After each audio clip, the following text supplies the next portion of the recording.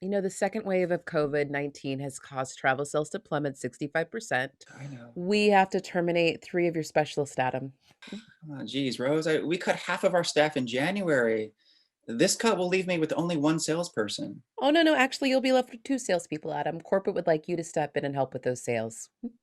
I don't mind helping with sales, Rose, but I mean, can we find at least a way to keep two sales specialists? Unfortunately not. I already have asked, so it has to be 2, and the terminations need to happen in 3 days. Well, yeah, I can't choose who gets fired. My team is like family to me. You'll have to make the decision. I usually make the cuts based on productivity, but all 4 salespeople have comparable numbers, so I don't know their work ethic. So shall I just throw their names into a hat? But no, no. I mean, that's too impersonal. We're talking about people's livelihood in a pandemic. How about I meet them individually and then make my decisions from there? Yeah, okay. I mean, that makes me feel a little better. Okay, I'll give them a heads up that you're going to be contacting them, all right? Okay. So sorry, guys. If it were up to me, I'd really Wait, try to make what? it Did work. I hear that right? It's out of my No. hands, so What? just You're good the- luck with your calls from Rose from HR, Are you okay? letting You're me going to go? let go some of us. 3 people. Fuck this place. My God. Thanks. Thanks. Girl, they're firing 3 of us. That's damn near the entire staff. And you know I'll be the first one to go because these companies don't care nothing about no middle-aged woman with no kids, single, no husband. That's real talk, Adrian. If you're not a man with a family, or a woman with kids, you're just a casualty. When you get in that meeting, you tell your saddest sob story. A sob story? Girl, I'm about to lose my job. You talking about a sob story? That doesn't work. Sure, it does.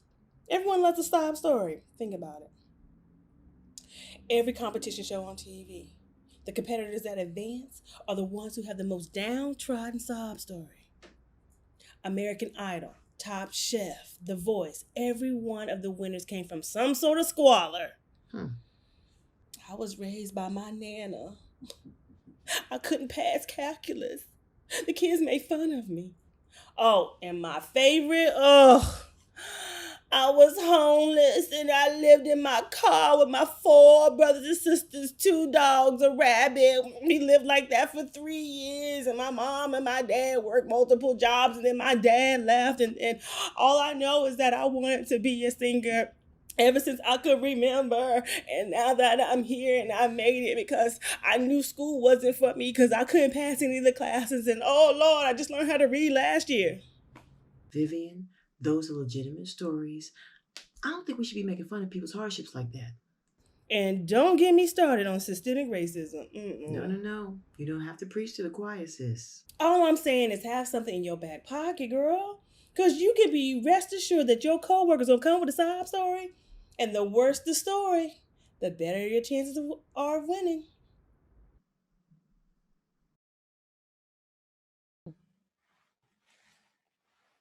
Oh, hi, Rose. Yeah, I'm Adrian Brown, and a little bit about me. Hi, I'm Hannah Chandler. Rebecca Lacey Montgomery. Elijah Montoan.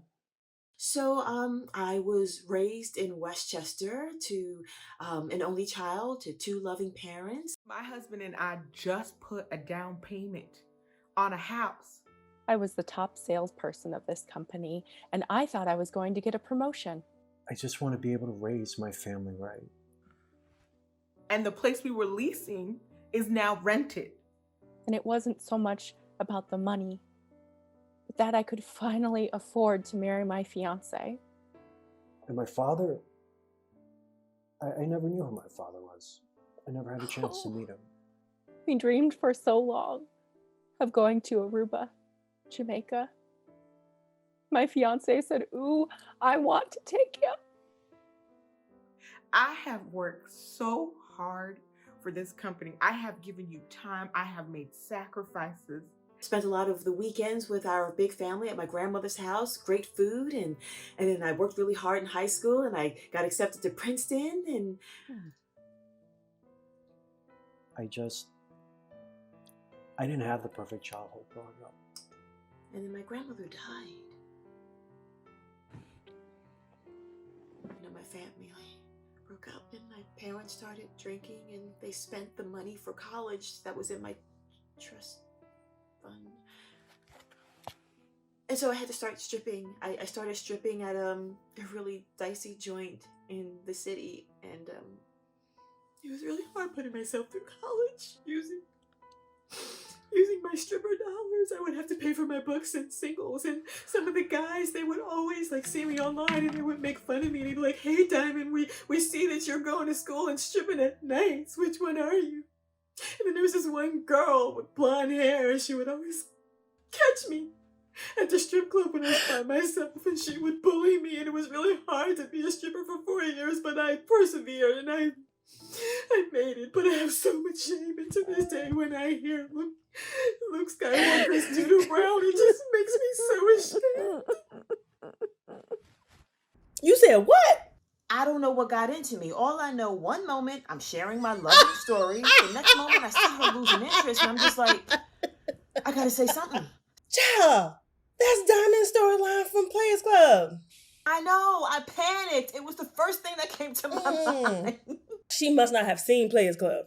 But Vivian, she did. Because when I told her the story, she said, It's like Diamond from Players Club. What? and then she started crying, and then she started crying. Oh my God. Bawling our eyes out, girl. So now what happens when we go? Girl, you're not going to believe this. Not only am I keeping my job, but she's going to name a college fund after me. I told you. Girl, I told you the Sob Story works every time. People want you to suffer to win. Mm-hmm. I bet you your colleagues are talking about their dogs. No, you're definitely fired. You letting me go? Mm-hmm.